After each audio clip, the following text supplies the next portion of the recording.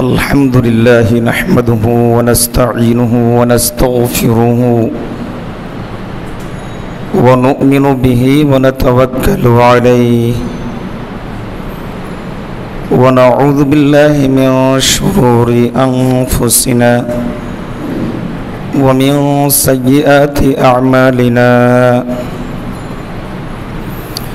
من يهده الله فلا مضل له ومن يضلله فلا هادي له وأشهد أن لا إله إلا الله وحده لا شريك له وأشهد أن سيدنا ومولانا محمدا عبده ورسوله صلى الله تعالى عليه وعلى آله وأصحابه وبارك وسلم تسليما كثيرا كثيرا أما بعد فأعوذ بالله من الشيطان الرجيم بسم الله الرحمن الرحيم فليضحكوا قليلا وليبكوا كثيرا بارك الله لنا ولكم في القرآن العظيم ونفعنا به أستغفر الله لي ولكم ولسائر المسلمين إنه هو الغفور الرحيم اللهم صل على سيدنا محمد وعلى آل سيدنا محمد وبارك وسلم اللهم صل على سيدنا محمد وعلى آل سيدنا محمد وبارك وسلم اللهم صل على سيدنا محمد وعلى آل سيدنا محمد وبارك وسلم আল্লাহ তাআলার জন্য সমস্ত প্রশংসা। তিনি আমাদেরকে দীর্ঘ 1 মাস পর 2 মাস পর 2 মাস না 3 মাস 2 মাস দীর্ঘ 2 মাস পর আবার আমাদেরকে জামায়াত হওয়ার তৌফিক দান করেছেন। আলহামদুলিল্লাহ।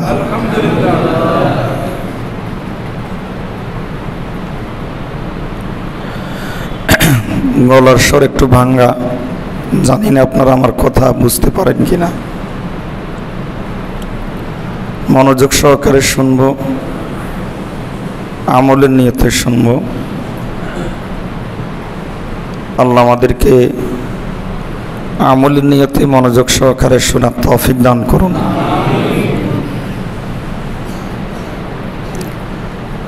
প্রথমেই আপনাদেরকে একটা হাদিস শোনাই, দীর্ঘ হাদিস।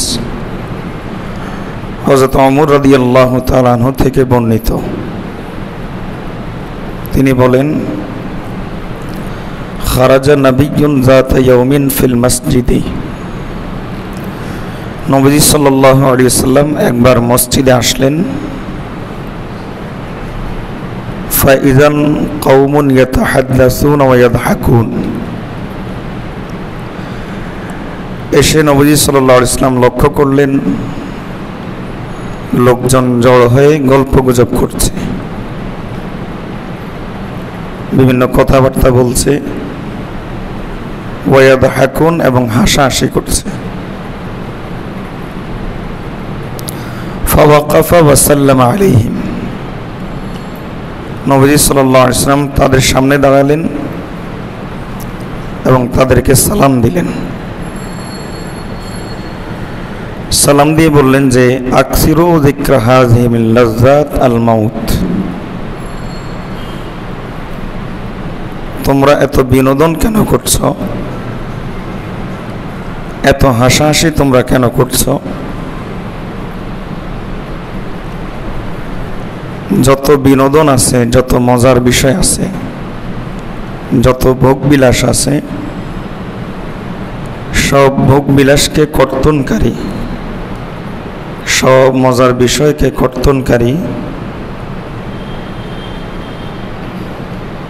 সব আনন্দ বিনোদনকে শেষকারী, নিঃশেষকারী, বিলুপ্তকারী মৌতকে, মৃত্যুকে তোমরা বেশি বেশি করে স্মরণ করো। এই কথা বলে নবীজি সাল্লাল্লাহু আলাইহি ওয়াসাল্লাম চলে গেলেন। সুম্মা খারাজা বা'দা যালিকা মাররাতান উখরা। নবীজি সাল্লাল্লাহু আলাইহি ওয়াসাল্লাম কিছুক্ষণ পর আবার বের হলেন। বের হয়ে দেখলেন ফাইজান কওমুন ইয়াদহাকুন, লোকজন এখনো হাসাহাসি করছে, আনন্দ করছে। নবীজি সাল্লাল্লাহু আলাইহি ওয়াসাল্লাম এবার একটু শক্তভাবে বললেন আমা ওয়াল্লাযী নাফসি বিয়াদিহি লাউ তা'লামুনা মা আ'লামু লাদাহিকতুম কালিলান ওয়া লাবাকাইতুম কাসীরা। যে সত্তার হাতে আমার জান, যে সত্তার হাতে আমার প্রাণ, সেই সত্তার, সে আল্লাহর কসম করে বলছি, সে আল্লাহর শপথ করে বলছি, আমি যা জানি তোমরা যদি তা জানতে, তাহলে তোমরা হাসতে কম, কাঁদতে বেশি, আনন্দ কম করতে এবং কান্নাকাটি তোমরা বেশি করতা, আনন্দ তোমরা কম করতা। হাদিস শোনানোর উদ্দেশ্য নয়, আমাদের জীবনের সাথে হাদিসকে মিলিয়ে দেখা। আমরা তো বাহ্যিক আয়নায় নিজের মুখ দেখি, চেহারা দেখি, কখনো কখনো কোরআন সুন্নাহর আয়নাও নিজেকে দেখবেন। কোরআনের আয়নায়, সুন্নাহর আয়নায়, হাদিসের আয়নায় যদি নিজেকে দেখেন, তাহলে নিজেকে চিনতে পারবেন কোন জগতের বাসিন্দা, এটা সহজে বুঝতে পারবেন। নবীজি সাল্লাল্লাহু আলাইহি ওয়াসাল্লাম আমাদেরকে যে কথাগুলো শোনাচ্ছেন, আমরা এটাকে আয়না হিসাবে নিয়ে নিজেকে এই কথাগুলোর সামনে দাঁড় করাই। নবীজি সাল্লাল্লাহু আলাইহি ওয়াসাল্লাম বলেন যে তোমরা আমি যা জানি তা যদি জানতে, লাদাহিকতুম কালিলান ওয়া লাবাকাইতুম কাসীরা, তাহলে হাসতে কম, কান্নাকাটিটা তোমরা বেশি করতে। এরপরে নবীজি সাল্লাল্লাহু আলাইহি ওয়াসাল্লাম উপস্থিত সাহাবায়ে কেরাম যারা একটু হাসাহাসি করছিলেন, গল্পগুজব করছিলেন, তাদেরকে উদ্দেশ্য করে হযরতে খিজির আলাইহিস সালামের কিছু কথা শোনান। তিনি বলেন যে ওয়ালাম্মা আরাদাল খিদিরু আন ইউফারিকা মূসা ক্বালা লাহু ইজনি। আমরা জানি যে হযরতে মূসা আলাইহিস সালাম এবং হযরতে খিজির আলাইহিস সালাম দুইজন সফর সঙ্গী ছিলেন। ওই যে নদীতে সফর করেছেন, তো খিজির আলাইহিস সালাম এবং মূসা আলাইহিস সালাম এক সময় দুইজন আলাদা হয়ে যান। খিজির আলাইহিস সালাম যখন মূসা আলাইহিস সালাম থেকে চলে যাচ্ছিলেন, তখন মূসা আলাইহিস সালাম খিজির আলাইহিস সালামকে বললেন যে আপনার সাথে তো আমার আর কখনো দেখা হবে না, তো আমাকে কিছু নসিহত করেন, আমাকে কিছু উপদেশ দেন, ওয়াজ করেন। খিজির আলাইহিস সালাম তখন মূসা আলাইহিস সালামকে কিছু ওয়াজ করলেন, নসিহত করলেন। বললেন ক্বালা ইয়া মূসা ইয়াকা ওয়াল লিজাজা, হে মূসা ঝগড়াঝাটি করা থেকে বেঁচে থাকবা, ঝগড়াঝাটি করবেন না। এমনকি হাদিসের মধ্যে, অপর হাদিসে নবীজি সাল্লাল্লাহু আলাইহি ওয়াসাল্লাম এই ঝগড়াঝাটি সম্পর্কে বলেন, এই ঝগড়াঝাটি মুন্ডিয়ে ফেলে। নবীজি এরপরে বলেন, আমি বলি না যে এটা মাথা মুন্ডিয়ে ফেলে, আমি বলবো যে ঝগড়াঝাটি দিনকে মুন্ডিয়ে ফেলে। ইসলাম ঝগড়াঝাটিকে, পরস্পর তর্ক বিতর্ক, ঝগড়াঝাটি করা, এটাকে এতটাই অপছন্দ করে, এমনকি নবীজি সাল্লাল্লাহু আলাইহি ওয়াসাল্লাম বলেন যে যদি তুমি সত্যের উপর থাকো, তুমি হকের উপর আসো, তর্ক করার তোমার রাইট আছে। তোমার প্রতিপক্ষ যে সে না হক, এরপরও যদি তুমি ঝগড়ার ভয়ে, ফিতনার ভয়ে তুমি যদি তোমার তর্কটাকে ছেড়ে দাও, তোমার হকটাকে ছেড়ে দাও, আমি নবী জিম্মাদারি নিয়ে নিচ্ছি, তোমাকে জান্নাতের উৎকৃষ্ট জায়গাতে জায়গা করে দেব। আর আমরা তো রিক্সাওয়ালার সাথে তর্ক, বাসের হেল্পারের সাথে তর্ক, 1 টাকার বেশকম হলেই তর্ক। ক্ষতি মেনে নেবেন, তর্ক ছেড়ে দিবেন, কারণ দুনিয়ার এই ক্ষতি সামান্য।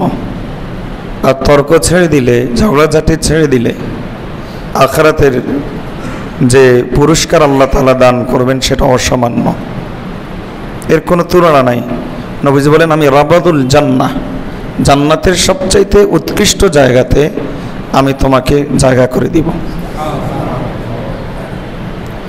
এজন্য হযরতে মূসা আলাইহিস সালামকে খিজির আলাইহিস সালাম নসিহত করছেন, ইয়াকা ওয়াল লিজাজা, ঝগড়াঝাটি করিও না, মেজাজটা এমন বানান যে আমি কোন অবস্থাতেই কোনো মুমিনের সাথে তর্ক করব না। অহংকার কমে যাবে। তর্ক করে যারা এই কথা বুঝে আমি বেশি জানি, আমি বেশি বুঝি, বেশি জানি বেশি বুঝি, এগুলো হলো অহংকারীদের আলামত। মুমিন সে কথা বলবে যে জানলেও বলবে যে আমি কম জানি, আমি বুঝলেও বুঝবে আমি কম বুঝি। এরপরে মূসা আলাইহিস সালামকে খিজির আলাইহিস সালাম বলেন, ওয়ালা তামশি বিগাইরি হাজাতিন, অপ্রয়োজনে কোথাও যেও না, বিনা প্রয়োজনে কোনো জায়গাতে যেও না, বিনা প্রয়োজনে কোনো জায়গাতে দাঁড়াইও না। আমরা তো তামাশা দেখার জন্য দাঁড়াই, অপ্রয়োজনে আমরা যাই, বলি যে চলো একটু ঘুরে আসি। এই যে একটু ঘুরে আসার ভিতরে কি পরিমাণ গুনাহ লুকায়িত আমরা তো বুঝি না। এরপর বলেন, ওয়ালা তাদহাক মিন গায়রি উজুবিন,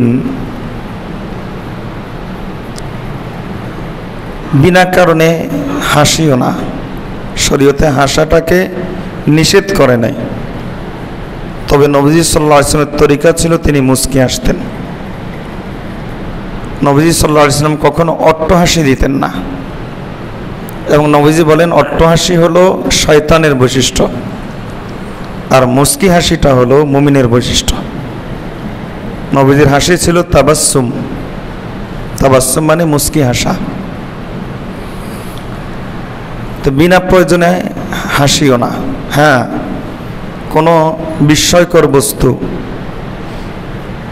তোমার চোখের সামনে আসার পরে যদি তোমার একটু হাসি চলে আসে, আর হাসির সাথে যদি সামান্য একটা আওয়াজও বের হয়, অসুবিধা নাই, তবে বিনা প্রয়োজনে না।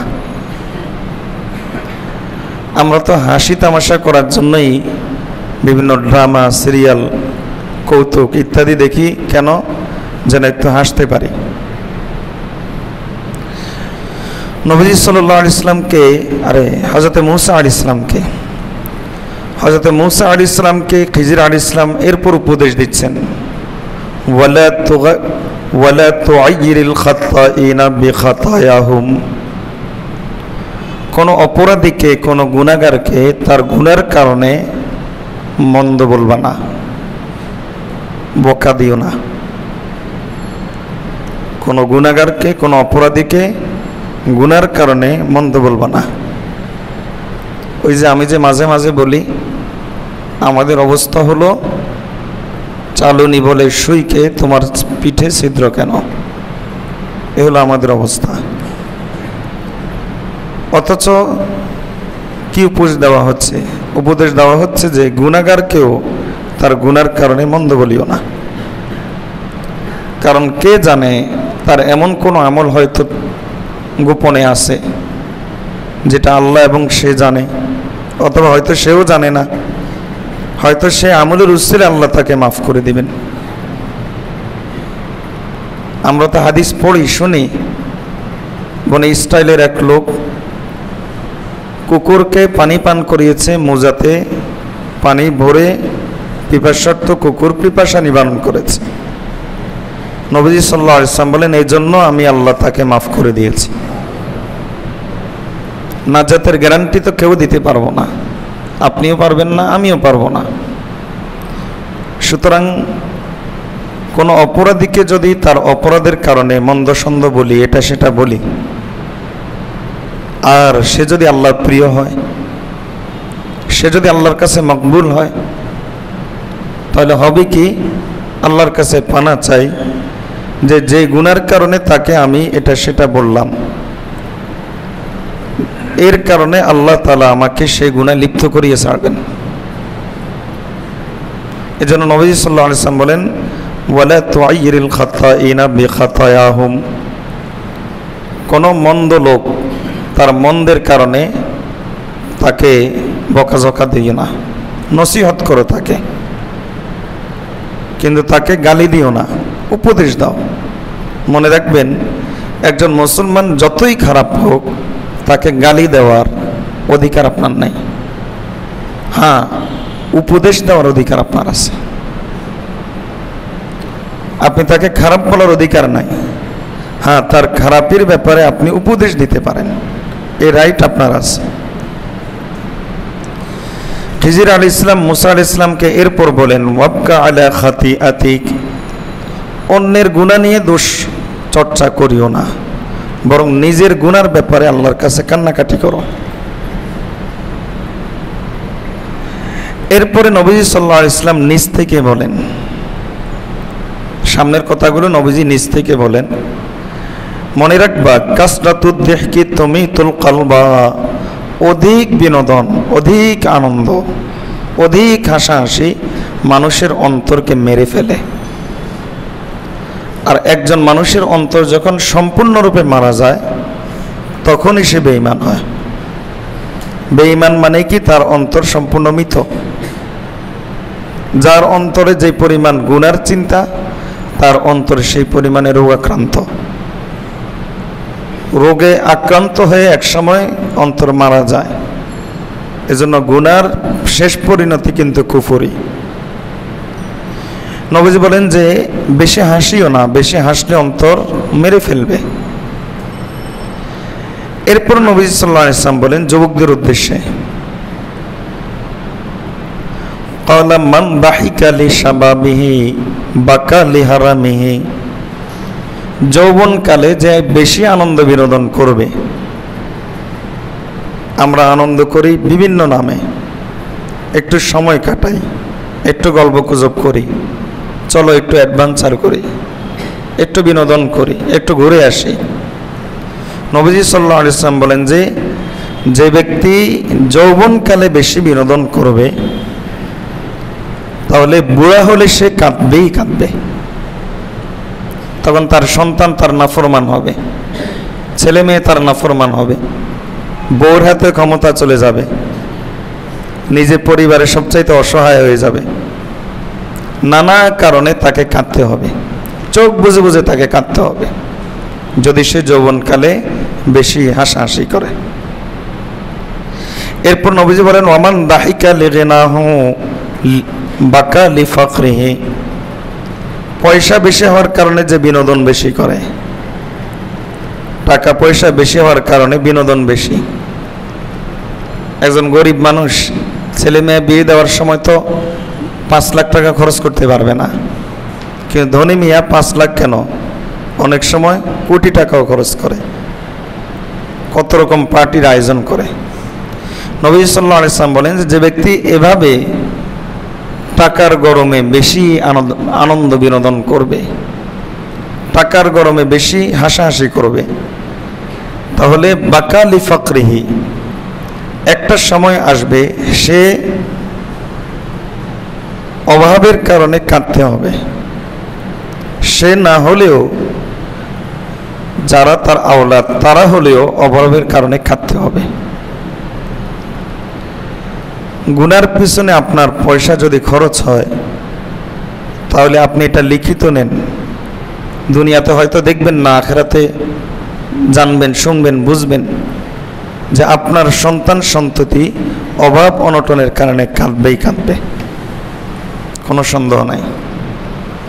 আর গুনাহ থেকে বিরত থেকে আপনি অভাব অনটনের সবর করেন, আপনার সন্তান সন্ততি দুনিয়াতে আল্লাহ তাআলা তাকে নেয়ামত দিবেন, আপনার আওলাদকে আল্লাহ দুনিয়াতেও নেয়ামত দিবেন।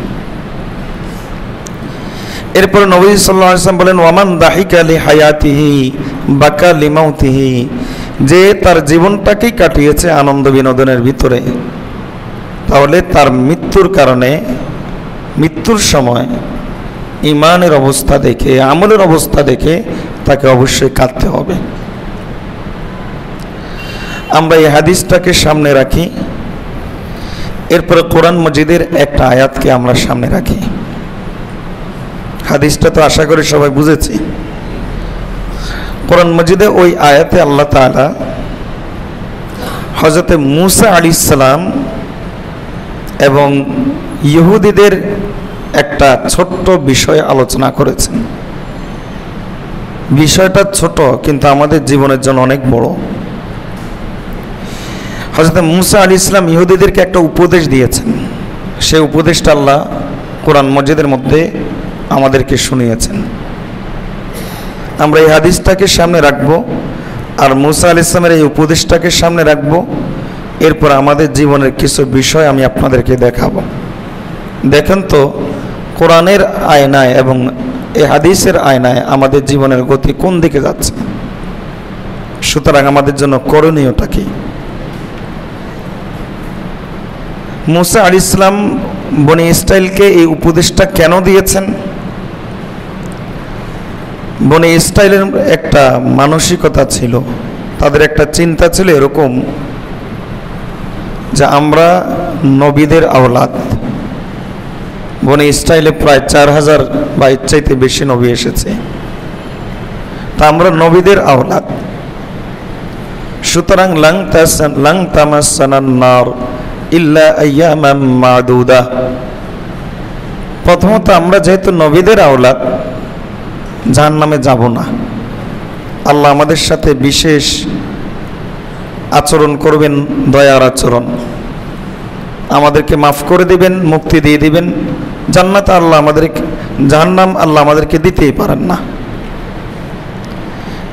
যদিও যাই, দেখেন তাদের চিন্তাটা, যদিও যাই জাহান্নামে তাহলে ইল্লা আইয়ামাম মাদুদা, কিছুদিনের জন্য, এরপরেই শেষ, এরপরে আমরা জান্নাতে চলে যাব।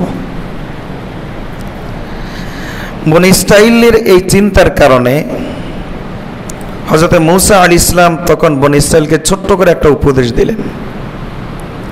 বলেন যে এই মানসিকতার কারণে আতাস্তাবদিলুনাল্লাযী হুয়া আদনা বিল্লাযী হুয়া খায়র। মূসা আলাইহিস সালাম বনি ইসরাইলকে বললেন যে তোমাদের এই মানসিকতার কারণে তোমরা উত্তমটার পরিবর্তে মন্দটাকে বেছে নিচ্ছ, তোমরা ভালোটার পরিবর্তে মন্দটাকে বেছে নিচ্ছ, তোমরা কল্যাণের পরিবর্তে ক্ষতিকে বেছে নিচ্ছ। এই একটা মানসিকতা তোমাদেরকে কোন পর্যায়ে নিয়ে যাচ্ছে তোমরা কি খেয়াল করেছো? বনি ইসরাইলের ওই মানসিকতা আমাদের মধ্যে হুবহু কাজ করে। সুতরাং আমাদের ব্যাপারেও একই উপদেশ যে আমরা কি উত্তমটার পরিবর্তে আমরা খারাপটাকে কি বেছে নিচ্ছি, চিন্তার বিষয় আছে। কল্যাণের পরিবর্তে আমরা কি অকল্যাণকে বেছে নিচ্ছি, লাভের পরিবর্তে আমরা কি ক্ষতিকে বেছে নিচ্ছি। মূল্যবান জিনিসের পরিবর্তে আমরা কি অতি তুচ্ছ বস্তুকে বেছে নিচ্ছি? আমরা কাকে প্রাধান্য দিচ্ছি? আমাদের জীবনে আমরা কাকে বেশি অগ্রাধিকার দিচ্ছি, প্রায়োরিটি দিচ্ছি? আমাদের চিন্তার বিষয় আছে।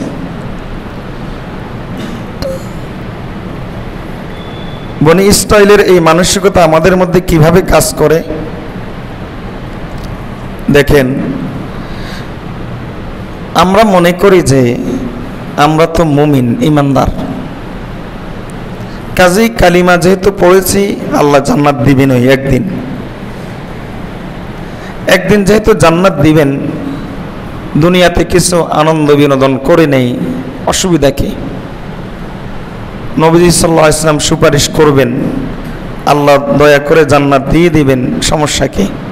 সুতরাং জাহান্নামে গেলেও কিছুদিনের জন্যই তো, এরপরে তো অনন্ত অসীমকালের জন্য জান্নাত। হুবহু বনি ইসরাইলের চিন্তা, কোনো ব্যবধান নাই। বনি ইসরাইল যে চিন্তা লালন করত, আমরা হুবহু সেই চিন্তাটাই লালন করি। সুতরাং আমাদের জন্য একই উপদেশ, আতাস্তাবদিলুনা বিল্লাযী হুয়া আদনা বিল্লাযী হুয়া খাইর। যে জিনিস তোমাদের জন্য ভালো ছিল, কল্যাণকর ছিল, সেই জিনিসের পরিবর্তে তোমরা কি অকল্যাণকর, ক্ষতি এবং তোমাদের জীবনের জন্য ধ্বংসের দিকগুলোকে বেছে নিচ্ছ? তোমরা এই মানসিকতা দিয়ে তোমরা জাহান্নামের পথ বেছে নিচ্ছ। এই মানসিকতা দিয়ে তোমরা কিয়ামতের ময়দানের শাস্তি, বেইজ্জতি, লাঞ্ছনা বেছে নিচ্ছ। একই চিন্তা। দেখেন, নবী সাল্লাল্লাহু আলাইহি ওয়াসাল্লাম একদিকে আমাদেরকে বলেছেন যে যে ব্যক্তি যৌবনে হাসবে সে ব্যক্তি বৃদ্ধবেলায় কাঁদবে, এবং নবী সাল্লাল্লাহু আলাইহি ওয়াসাল্লাম বলেছেন যে ব্যক্তি পয়সার কারণে বিনোদন করবে সে ব্যক্তি একটা সময় নয় একটা সময় অভাবের কারণে কাঁদবে, এবং বলেছেন যে যে ব্যক্তি জীবনে আনন্দ বিনোদন বেশি করবে সে ব্যক্তি মৃত্যুকালে তার ঈমান আমল দেখে কাঁদবে। এজন্য নবী সাল্লাল্লাহু আলাইহি ওয়াসাল্লাম এক কথায় বলে দিয়েছেন, ইয়াকা ওয়াদ-দিহকা ফাইন্নাদ-দিহকা তুমিতুল কলব। বেশি আনন্দ বিনোদন করিও না, কারণ এটা তোমাদের অন্তরকে মেরে ফেলে। আমরা আমাদের এই চিন্তা চেতনা দিয়ে বনি ইসরাইলের পথে কিভাবে হাঁটছি আমি কয়েকটা দৃষ্টান্ত দিচ্ছি। যেমন আমাদের কাছে বর্তমানে কোরআনের মজা ভালো লাগে না, আল্লাহর কাছে পানা চাই। মুসলিম উম্মতের মধ্যে, মুসলিম উম্মার মধ্যে, নবীজির উম্মতের মধ্যে 1000 জনে একজন পাওয়া কষ্ট হবে যার কাছে গানের আওয়াজের চাইতে তেলাওয়াতের আওয়াজ ভালো লাগে। গান শুনলে মজা লাগে, গানের বাদ্য শুনলে মনের অজান্তেই হাতে এভাবে নাচানাচি শুরু করে, পা নাচানাচি শুরু করে।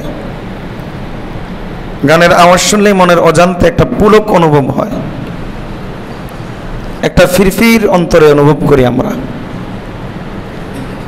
এর অর্থ হলো কোরআন তেলাওয়াতের চাইতে আমাদের কাছে গানের মজাটা বেশি। আমরা উত্তমটাকে ছেড়ে দিয়ে ক্ষতিটা বেছে নিলাম, আমরা ভালোটাকে ছেড়ে দিয়ে ক্ষতিটা বেছে নিলাম। অথচ কোরআন তেলাওয়াত একটু লক্ষ্য করে দেখেন, কোরআন তেলাওয়াত যে ঠোঁট দিয়ে বের হয়, আল্লাহ তাআলার ফেরেশতারা ওই ঠোঁটে এসে চুমু দেয়। কোরআন তেলাওয়াত যে ঘরে হয়, যে বাসায় হয়, আকাশের ফেরেশতারা যখন আকাশ থেকে দেখে, আমরা যেমন জমিন থেকে আকাশের দিকে তাকালে তারকাগুলোকে জ্বলজ্বল করতে দেখি, ঠিক তেমনিভাবে আকাশবাসীও জমিনের কিছু ঘর বাড়িকে এরকম আলোকিত দেখে, তারকার মতো দেখে। যখন তারা জমিনের দিকে তাকায় তখন ওই ঘর, ওই বাসাকে তারা আলোকিত দেখতে পায় যে ঘর এবং বাসায় কোরআন তেলাওয়াত হয়। আমার ধারণা, আল্লাহ ভুল করুন, 2-1টা বাসা ছাড়া আর মাদ্রাসাগুলো ছাড়া আর মসজিদে কখনো কখনো এই ছাড়া মনে হয় আকাশবাসী জমিনের মধ্যে কোনো তারকা দেখতে পায় না, সব অন্ধকার আর অন্ধকার। রাসূলুল্লাহ সাল্লাল্লাহু আলাইহি ওয়াসাল্লাম বলেন, কোরআন তেলাওয়াতের মজা যদি তোমার মধ্যে চলে আসে, তাহলে আল্লাহ তাআলা তোমার অন্তরে ঈমানের স্বাদ দিয়ে দিবেন।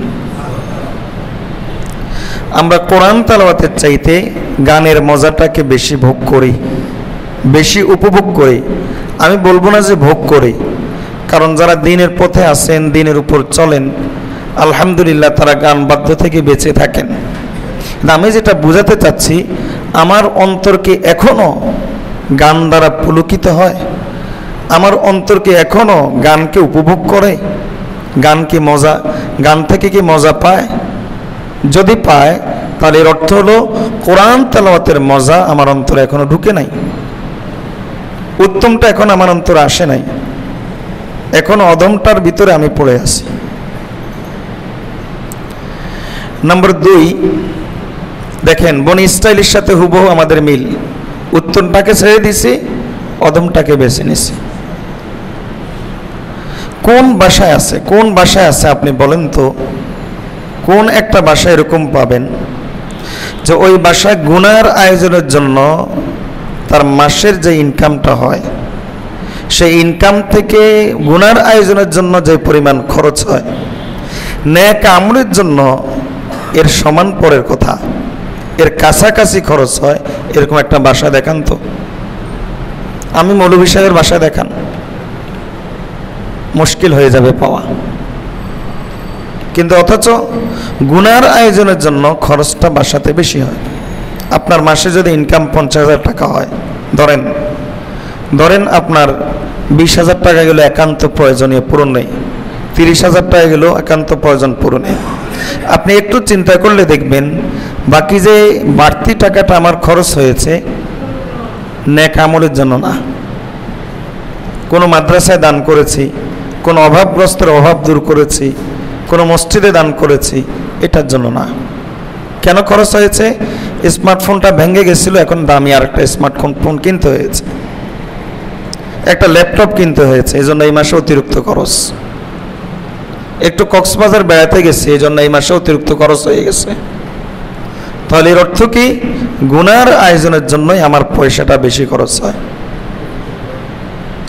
কোরআনের পরিবর্তে আমরা গুনার উপভোগটা বেশি করি, নেক আমলের পরিবর্তে আমরা গুনার উপভোগটা বেশি করি। সাহাবায়ে কেরাম রাদিয়াল্লাহু তাআলা আজমাইন কেমন মজা পেলে কোরআনের, চিন্তা করে দেখেন। সাহাবী নামাজে দাঁড়িয়েছেন, কোরআন তেলাওয়াত শুরু করেছেন, পায়ে তীর বিদ্ধ হয়েছে এবং ওই তীরটাকে খুলে নেওয়া হচ্ছে। অথচ যখন তিনি নামাজের বাইরে ছিলেন, তখন তীরের গায়ে হাত দিলে তিনি চিৎকার করে উঠতেন ব্যথায়। সে তীরটাকে খুলে ফেলা হচ্ছে, ভিতর থেকে গোশতগুলো বের হয়ে আসছে, উল্টা তীর সব বের হয়ে আসছে, কিন্তু তিনি টেরেই পাচ্ছেন না। কোরআনের মজা কাকে বলে? কোরআনের মজা কাকে বলে? যে সাহাবী দাঁড়িয়েছেন, সারা রাত কোরআন তেলাওয়াত করে কাটিয়ে দিয়েছেন, কখন বড় হয়ে গেছে তিনি টেরেই পান নাই। রাবিয়া বসরি রহমতুল্লাহ আলী, হাসান বসরি রহমতুল্লাহ আলী, এনাদেরকে দেখেন বড় হলে কি বলতেন? ওগো আল্লাহ, রাত কেন তো ছোট হয়ে গেল, আপনার ইবাদত করে তো শেষ করতে পারলাম না, মাত্র শুরু করলাম, রাত শেষ হয়ে গেল। তা আমরা ইবাদতের মজা পাই না, গুনায় মজা পাই। তাহলে এর অর্থ হলো আমরা উত্তমটাকে ছেড়ে দিয়ে অধমটাকে আমরা বেছে নিলাম, লাভটাকে ছেড়ে দিয়ে আমরা ক্ষতিটাকে বেছে নিলাম। আল্লাহ আমাদেরকে বেঁচে থাকার তৌফিক দান করুন। দেখেন বনি ইসরাইলের সাথে আমাদের হুবহু মিল। আমাদের কাছে এখন মোবাইলের স্ক্রিন ভালো লাগে, টিভির স্ক্রিন ভালো লাগে না। আপনি একটা সিরিয়াল দেখার জন্য, একটা ড্রামা দেখার জন্য, একটা মুভি দেখার জন্য, একটা গান দেখার জন্য, অথবা একটা কৌতুকের ভিডিও, হাসির ভিডিও দেখার জন্য খরচ করলেন আধা ঘন্টা, 20 মিনিট। বলেন তো, হাত তুলে দেখান যে আপনি 20 মিনিট নামাজ, 20 মিনিট আপনি 2 রাকাত নামাজে দিয়েছেন। যেরকম আনন্দের সাথে, আগ্রহের সাথে আমি এই স্ক্রিনের ভিতরে চোখটাকে লাগিয়ে রেখেছি, সে আনন্দের সাথে, সে আগ্রহের সাথে আমার চোখটাকে সেজদার দিকে ছিল? যে আনন্দের সাথে, যে আগ্রহের সাথে আমি আমার চোখটাকে মোবাইলের স্ক্রিনের ভিতরে লাগিয়ে রেখেছি, সে আনন্দের সাথে, সে আগ্রহের সাথে আমার চোখ থেকে কি আল্লাহর ভয়ে কখনো পানি এসেছে? তাহলে এর অর্থ আজকে আমাদের কাছে এই মোবাইলের স্ক্রিন আর টিভির স্ক্রিন আমাদের অন্তরে যে পরিমাণ পুলক জাগায়, আমাদের অন্তরে যে পরিমাণ আনন্দ জাগায়, সেই পরিমাণ নামাজ আমাদের অন্তরে আনন্দ জাগাতে পারে না। নামাজে দাঁড়াই মুরগির ঠোকরের মতো ঠোকর মারি। আমার কথা না, নবীজির কথা, মুরগির ঠোকর। নামাজে দাঁড়াই কখন তাকবীরে তাহরিমা বলি আর কখন শেষ করে টেরই পাই না। আপনি আপনার মুভিটা দেখার সময়, আপনি আপনার মুভিটা যখন দেখেছেন, যুবকেরা, এটা বিশেষ করে যুবকদের উদ্দেশ্যে বলা হচ্ছে, যখন মুভিটা আমি দেখেছি আমি অনুভব করেছি এখন একটা টান টান উত্তেজনা, এখন এই ক্লাইম্যাক্স চলছে, মুভিটা শেষ হবে, দেখি সামনে কি ঘটে। নামাজে কি কখনো এরকম খেয়াল করেছেন? দেখি এর পরবর্তী অংশে আমি মজাটাকে একটু বেশি পাই কিনা। এখনই নামাজ শেষ হচ্ছে, এখন আল্লাহর পক্ষ থেকে মাফের ঘোষণা আসলে আমার অন্তরের মধ্যে একটা প্রশান্তি অনুভব হবে, পুরো শরীর আমার ভারমুক্ত হয়ে যাবে, হালকা হয়ে যাবে। এই যে একটা মজাটা আমি একটু পরেই পাবো, এই আনন্দটাকে আমি অনুভব করেছি। তাহলে এর অর্থ কি? এর অর্থ হলো আমরা কল্যাণটাকে ছেড়ে দিয়ে ধ্বংসটাকেই গ্রহণ করেছি, আমরা লাভটাকে ছেড়ে দিয়ে আমরা ক্ষতিটাকেই গ্রহণ করেছি, হুবহু বনি ইসরাইলের মতো। এরপর দেখেন, বিবি যত সুন্দরী হোক দেখলে ভালো লাগে না। আচ্ছা, চুপি চুপি গোপনে গোপনে বিবির রূপ সৌন্দর্য আপনি কয়দিন দেখছেন? আমি কয়দিন দেখছি? বিবি বাথরুমে গিয়েছে, তখন বাথরুম থেকে বের হওয়ার পরে গোসল করে এই যে একটা তার সৌন্দর্য, এটাকে লুকিয়ে দেখা, এটা আমরা কয়দিন করেছি? অথচ একটা মেয়ে রাস্তা দিয়ে হেঁটে গেলে ঠিকই কিন্তু লুকোচুরি করে তাকে দেখেছি।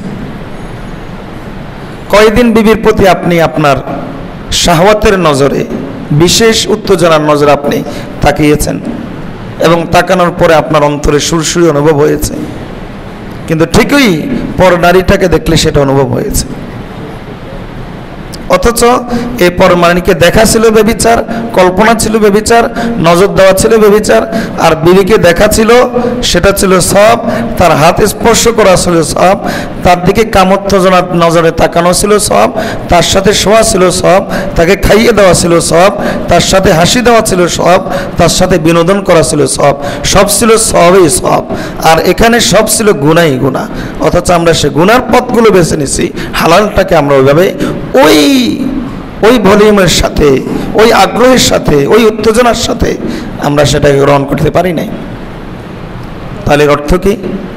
আমরা ক্ষতির দিকটাকে বেছে নিয়েছি, লাভটাকে আমরা ফেলে দিয়েছি। অথচ বিনোদন, আনন্দ, খুশি কিন্তু দুইখানেই ছিল। একটা উপভোগ করা যেত এবং উপভোগ করা গেলে সেখানে কেবল সবই সব হতো, আর একটা উপভোগ করার কোনো সিস্টেমই নাই, কেবলমাত্র উপভোগ করতে পারবো কিনা এই একটা কল্পনা করে কেবল গুনাই কামাইলাম। তাহলে হুবহু বনি স্টাইলের মতো, হুবহু বনি স্টাইলের মতো। এরপর দেখেন, ইসলামী শিক্ষা আমরা ছেড়ে দিয়ে বিজাতীয়দের শিক্ষা গ্রহণ করেছি। কার্ল মার্কস, লেনিন, আইনস্টাইন এগুলা কি বলেন ইসলামের থিওরি? ডারউইনের বিবর্তনবাদ এগুলো কি ইসলামের থিওরি? এখন এর ফলে হচ্ছেটা কি? এই যে অমুসলিমদের শিক্ষাটা গ্রহণ করার কারণে, ইসলামী শিক্ষাটাই আমরা বর্জন করার কারণে হচ্ছেটা কি দেখেন, হচ্ছেটা এখন যে তাদের লাইফ স্টাইল এখন আমাদের কাছে আদর্শ, আইডল। তারা কেমন জুতা পরে, আমারও সেই ব্র্যান্ডের জুতা লাগবে। তারা কেমন পোশাক পরে, আমার পোশাকটাও সেরকম হতে হবে। তারা পোশাকের মধ্যে, আরে শার্টটাকে প্যান্টের ভিতরে ইন কিভাবে করে, আমাকেও সেই স্টাইলে ইন করতে হবে। তারা কী ধরনের টাই পরে, আমাকেও সেই ধরনের টাই পরতে হবে। তারা অফিসে কিভাবে যায়, আমাকেও সেই স্টাইলে অফিসে যেতে হবে। অফিসে ঢোকার পরে তারা একজন একজনকে কিভাবে সম্ভাষণ করে, আমাকেও সেই হাই হ্যালো গুড মর্নিং দিয়ে অফিসে ঢুকতে হবে। এগুলো কি এমনিতে হয়েছে?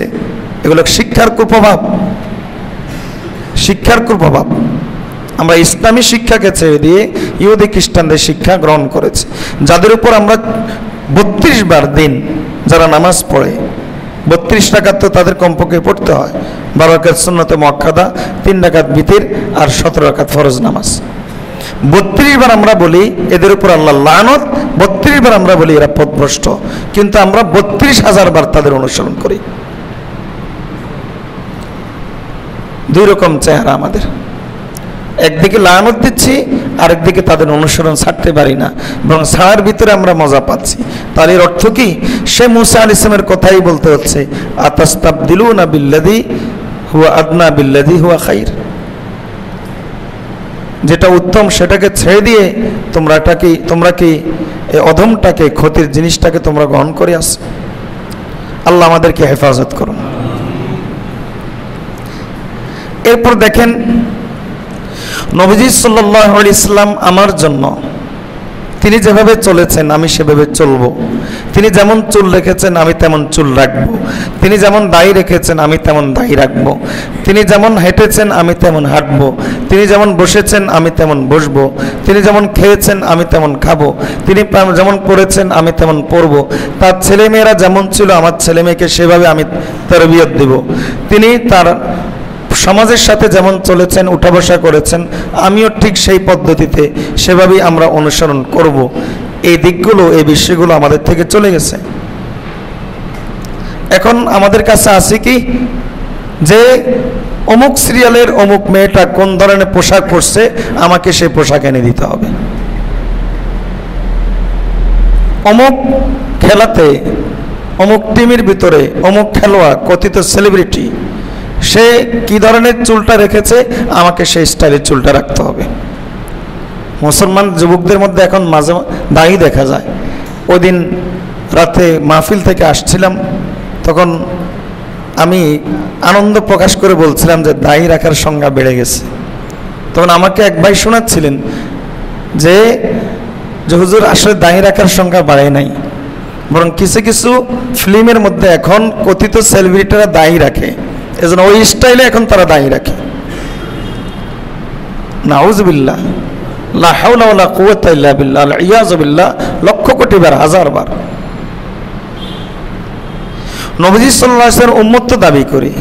গত জুমাইতে বলেছিলাম, টাকনুনির উপরে পুরুষ কাপড় উঠাবে কয় ইঞ্চির ব্যাপার?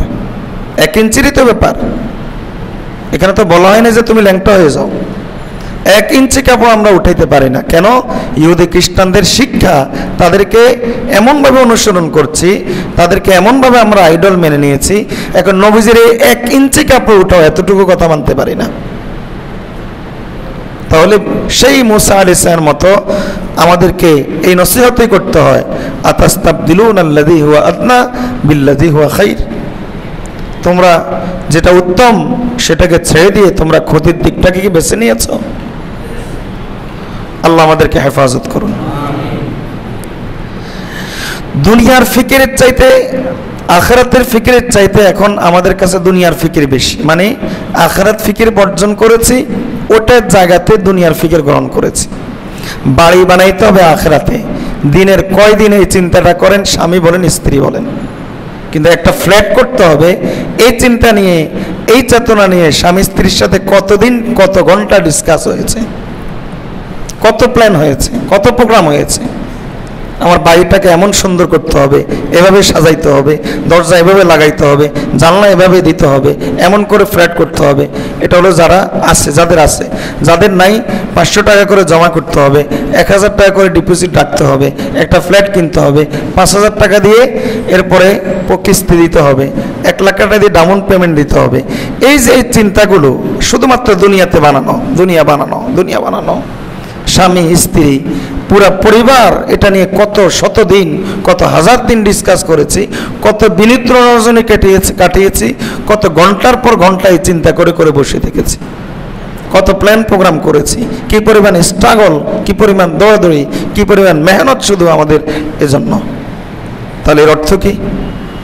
এর অর্থ হলো আমরা আখিরাতের জায়গাটাকে দুনিয়াকে দিয়ে দিয়েছি, আখিরাতকে আমরা সরিয়ে দিয়েছি, সেই জায়গায় আমরা দুনিয়াটাকে বসিয়ে নিয়েছি।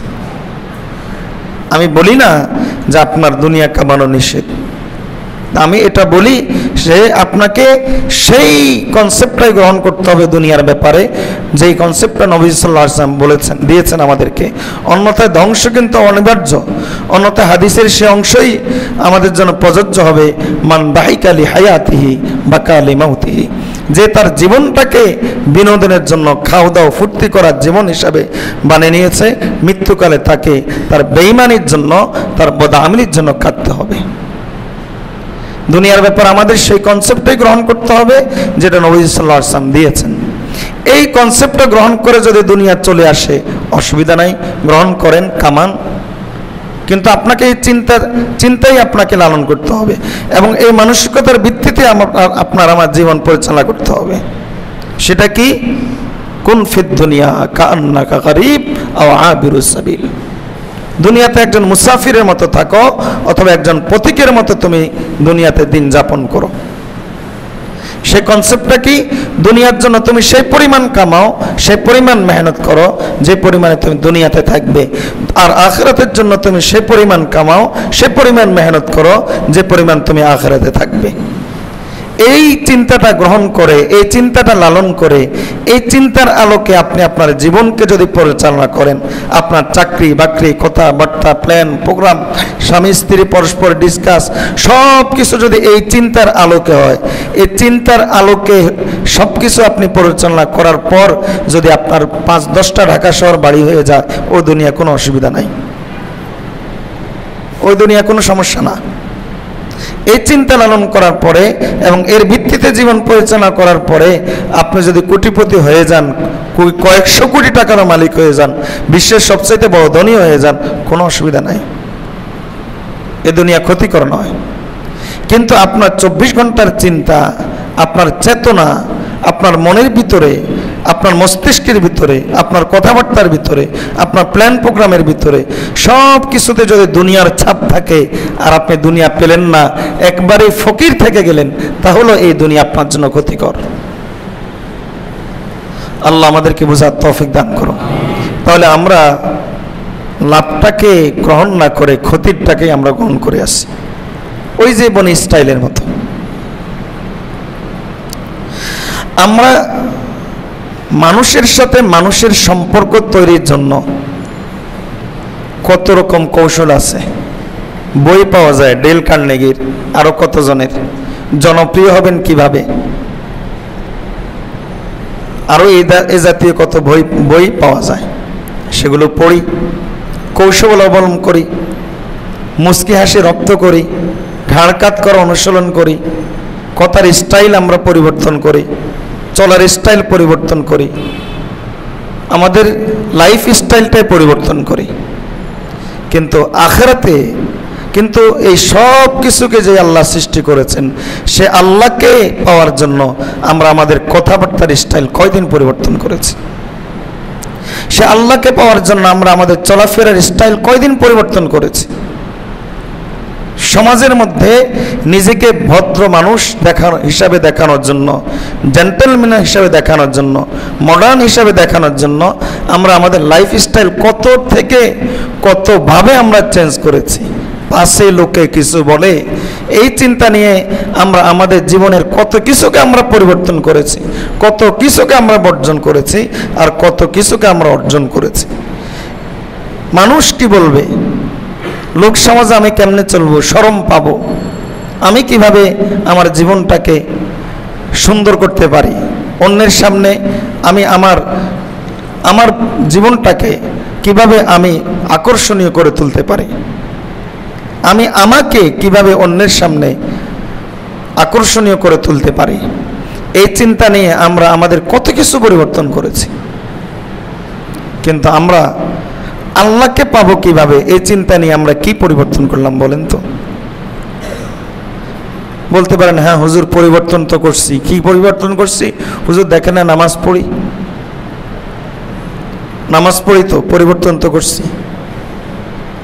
আল্লাহর বান্দা নামাজ অবশ্যই বড় ইবাদত, কিন্তু প্রত্যেক ইবাদতের তো একটা উদ্দেশ্য আছে, একটা উদ্দেশ্য তো থাকে। আর আমরা 2 টাকা জিনিস কিনতে গেলেও একটা উদ্দেশ্য নিয়ে কিনি, কেন? যে আমার এই কাজে লাগবে। তা আল্লাহ তাআলা নামাজ আমাদেরকে দিয়েছেন কেন? কেবল উঠা বসা করার জন্য? আল্লাহকে নামাজ দিয়েছেন কেবলমাত্র তোতা পাখির মতো কিছু বলি আওড়ানোর জন্য না। আল্লাহ আমাদেরকে নামাজ দিয়েছেন অন্যায় অপরাধ গুনাহ থেকে দূরে থাকার জন্য। তা আল্লাহ জীবনটাকে পরিবর্তন করার জন্য নামাজ দিয়েছেন। আর আমরা সে নামাজ তো পড়ি, কিন্তু জীবনটাকে তো পরিবর্তন করতে পারি না। তাহলে এর অর্থ কি? এর অর্থ হলো আমরা ক্ষতির দিকটাকে বেছে নিয়েছি আর লাভের দিকটাকে আমরা লাথি মেরে ফেলে দিয়েছি। আল্লাহ আমাদেরকে বেঁচে থাকার তৌফিক দান করুন। প্রোগ্রাম ইনশাআল্লাহ 10:30 পর্যন্ত চলবে এই প্রোগ্রাম ইনশাআল্লাহ। আল্লাহ আমাদের প্রত্যেককে এই কথাগুলো বোঝার তৌফিক দান করুন। একটু চিন্তা করে দেখেন, কিয়ামতের ময়দানে আল্লাহর কাছে এই কথাকে বলতে হয় কিনা, ইয়া লাইতানি লাম আত্তাখিজ ফুলানান খালিলা।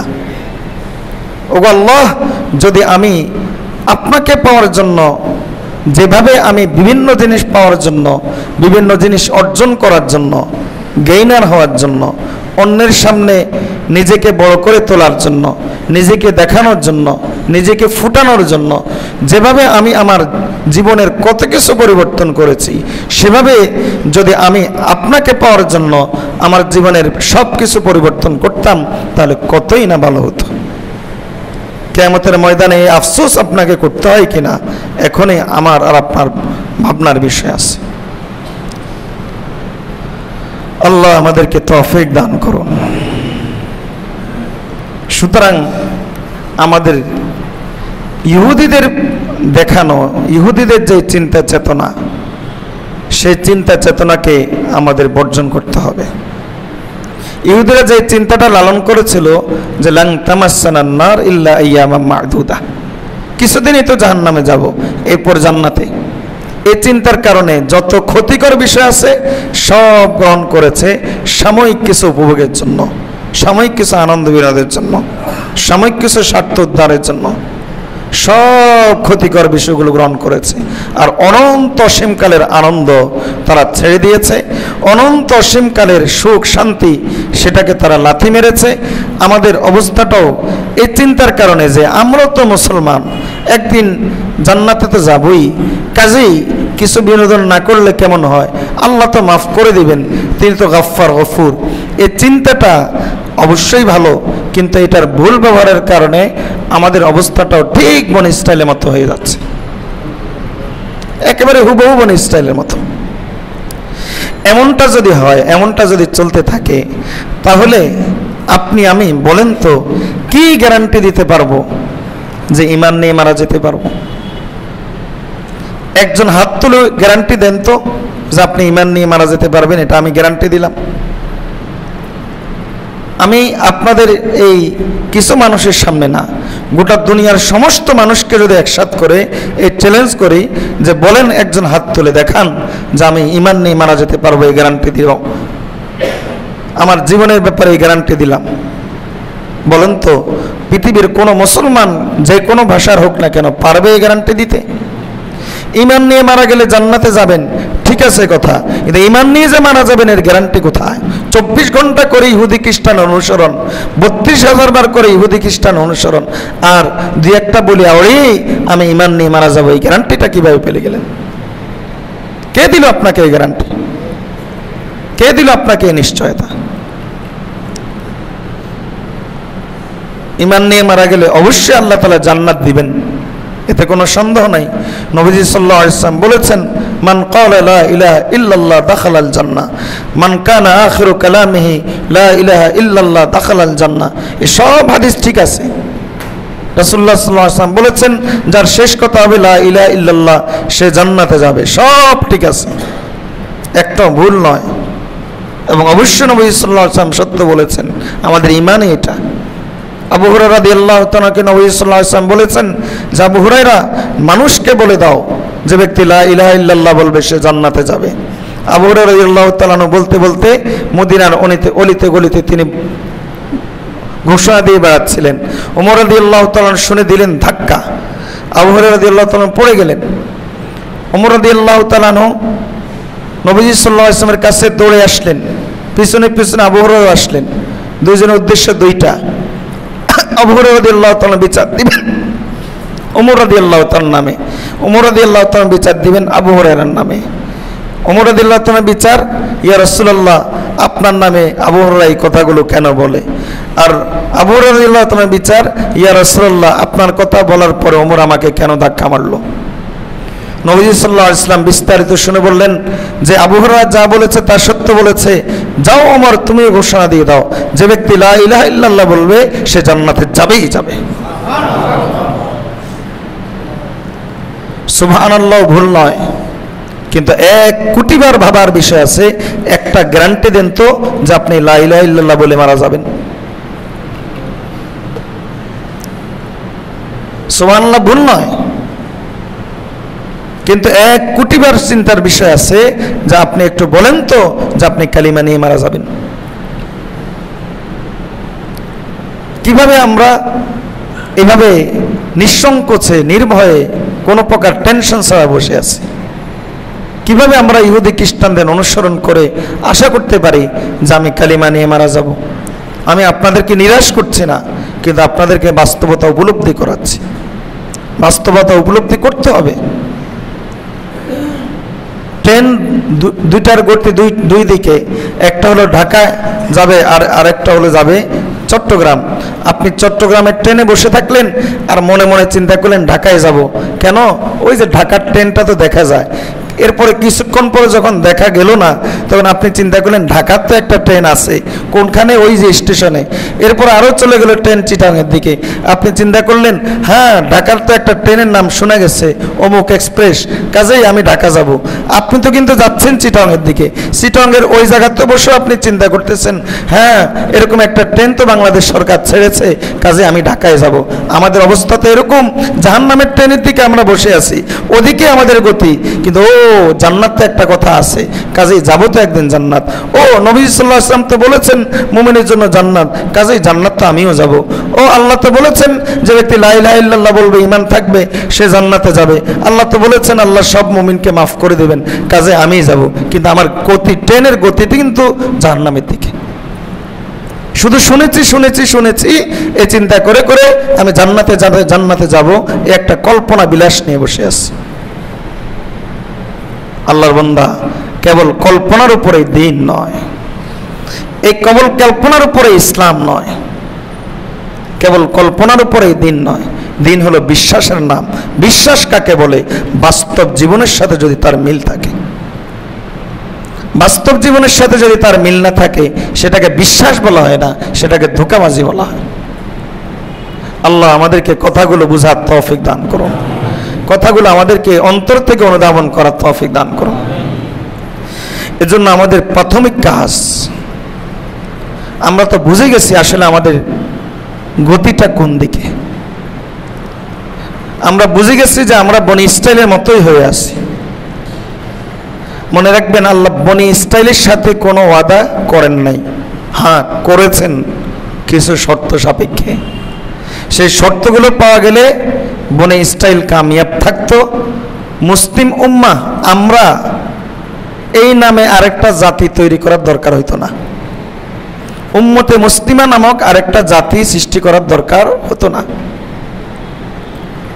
আপনি যদি জান্নাতের পথে যাত্রী না হন, মুক্তির চিন্তা না করেন, ঈমানের টেনশন না করেন, ঈমানের চিন্তা না করেন, আল্লাহর কিচ্ছু যায় আসে না। ধ্বংস হলে তোরা হবি, আমি আরেকটা জাতি তৈরি করব। আমার সৃষ্টির কি অভাব আছে? না আমার ক্ষমতার অভাব আছে? আমি কি পারি না এমন কোনো কিছু? তোমরা যদি আমার নাফরমানি করো, আমার কি কোনো বড় ক্ষতি হয়ে যাবে?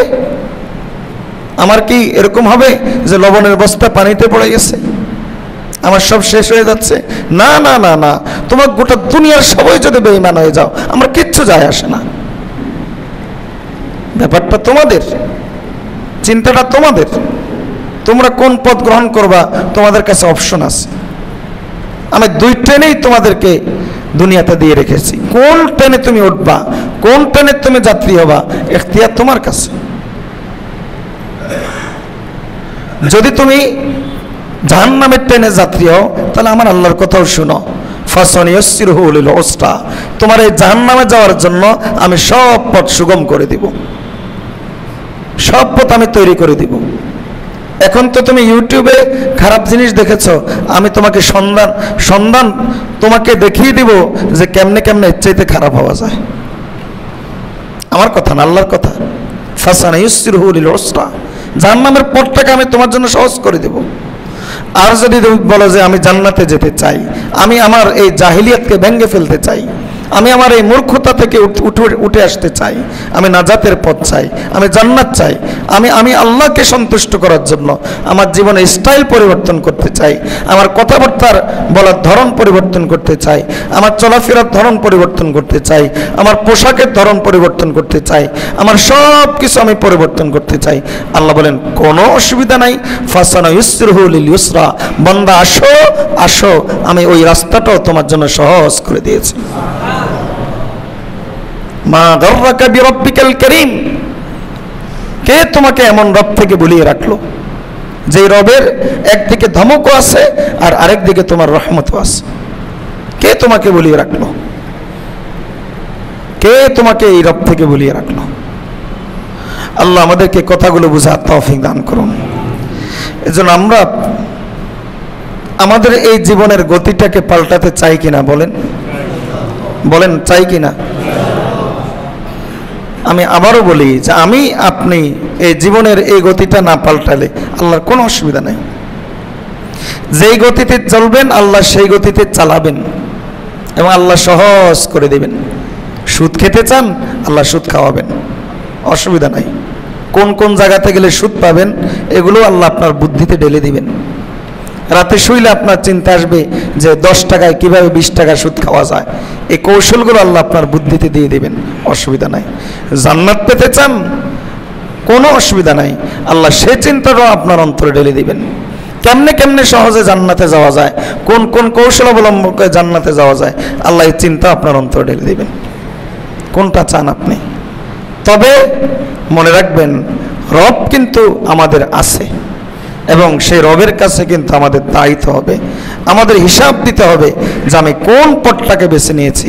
আল্লাহ বলে দিয়েছেন অপশন 2টা, তবে এটা আমার আর এটা আমার না।